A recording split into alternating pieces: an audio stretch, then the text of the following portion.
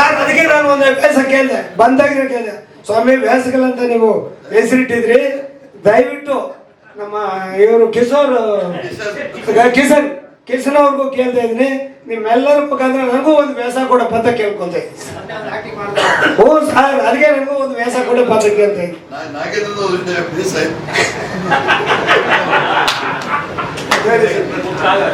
ಅಲ್ಲ, ನಾಗೇಂದ್ರಣ್ಣದ್ದು ಒಂದು ವೇಷ ಇದೆ, ಹೇಳ ವೇಷ ಇಲ್ಲ, ಈಗ ಸದ್ಯಕ್ಕೆ ಸಶೇಷ ಪ್ರವೀಣ್ ಮಾತಾಡ್ತಾರೆ. ಪತ್ರಿಕಾ ಮಾಧ್ಯಮದವರಿಗೆ ಇವತ್ತು ಒಂದು ಡಿಫ್ರೆಂಟ್ ಆಗಿ ವಿಭಿನ್ನವಾಗಿ ಅಂತ ಒಂದು ಸಿನಿಮಾನೇ ನೋಡ್ದಂಗಾಯ್ತು. ನಿರ್ದೇಶಕರು ಬಹಳ ಅಚ್ಚುಕಟ್ಟಾಗಿ ಅವ್ರು ಏನು ನಾವು ಪಾತ್ರ ವೇಷಗಳು ಹೇಗೆ ಎಲ್ಲೆಲ್ಲಿ ಚೇಂಜ್ ಆಗುತ್ತದೆ. ಅವ್ರು ಬಿರಿಯಾನಿ ಕೊಟ್ಟ ಟೈಮಲ್ಲಿ ಶಿವಶ್ರೀ ಕೊಟ್ಟ ಅಪ್ರೋಚ್ ಮಾಡಿದ ರೀತಿ ನಿಜವಾಗ್ಲೂ ಇದು ಆಡಿಯನ್ಸ್ಗೂ ಅದೇ ಥರ ಅಪ್ರೋಚ್ ಮಾಡಿಸ್ತೀರಿ, ಆಡಿಯನ್ಸ್ ಥಿಯೇಟ್ರಿಗೆ ಕರೆಸ್ತೀರಿ ಅಂದ್ಕೊಂಡಿದ್ದೀನಿ ನಾನು. ಯಾಕೆಂದ್ರೆ ಇದು ಮುಖ್ಯ ಆಗ್ಬಿಡ್ತದೆ. ಒಬ್ಬ ನಿರ್ದೇಶಕರಲ್ಲಿ ಸಿನಿಮಾ ತೆಗಿಯೋದು ಮುಖ್ಯ ಅಲ್ಲ, ಪ್ರೇಕ್ಷಕರು ಕೂಡ ಚಿತ್ರಮಂದಿರಕ್ಕೆ ಹೇಗೆ ಕರೆಸ್ಬೇಕು ಅನ್ನೋದು ಒಂದು ಮುಖ್ಯ ಆಗುತ್ತೆ. ಅದನ್ನ ನೀವು ಮಾಡ್ತೀರಾ ಅಂದ್ಕೊಂಡಿದ್ದೀನಿ. ಯಾಕೆಂದ್ರೆ ಕಿಟ್ಟಪ್ಪನ ಬಗ್ಗೆ ನಾವು ಹೇಳ್ಬೇಕಂದ್ರೆ ಕೆಲವು ಪಾತ್ರಗಳನ್ನ ಕೆಲವು ನಟರ ಕಡೆ ಮಾಡ್ಲಿಕ್ಕೆ ಸಾಧ್ಯ.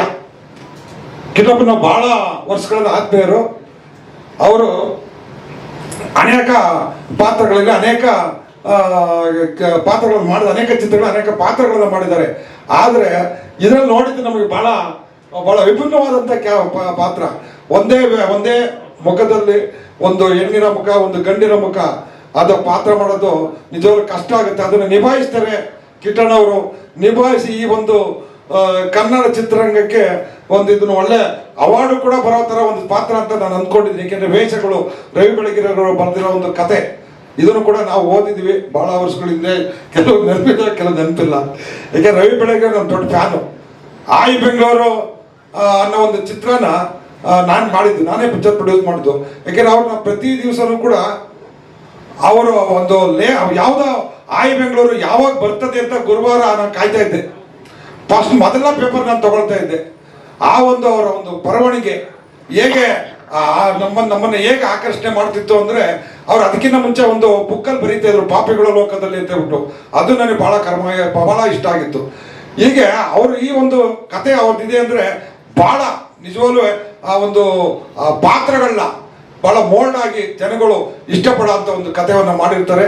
ಏನು ಈ ಚಿತ್ರತಂಡ ಈ ಚಿತ್ರವನ್ನ ನಿರ್ಮಾಣ ಮಾಡಿಕೊಂಡು ದೇವರು ಈ ಚಿತ್ರವನ್ನ ಗೆಲ್ಲಿಸಿ ಇಡೀ ಚಿತ್ರರಂಗಕ್ಕೆ ಒಂದು ಒಳ್ಳೆಯ ಯಶಸ್ಸನ್ನು ತರಬೇಕು. ಇಡೀ ಚಿತ್ರ ನೋಡ್ತಿದ್ರು ಕೂಡ ಕರ್ನಾಟಕಕ್ಕಲ್ಲ ನಮ್ಮ ಭಾರತಾದ್ಯಂತ ಪ್ರಶಸ್ತಿಗಳು ಬರುವಂತ ಒಂದು ಚಿತ್ರವನ್ನ ಮಾಡ್ಬೇಕು ಅಂತ ಕೇಳ್ಕೊಂಡಿದ್ದೀನಿ.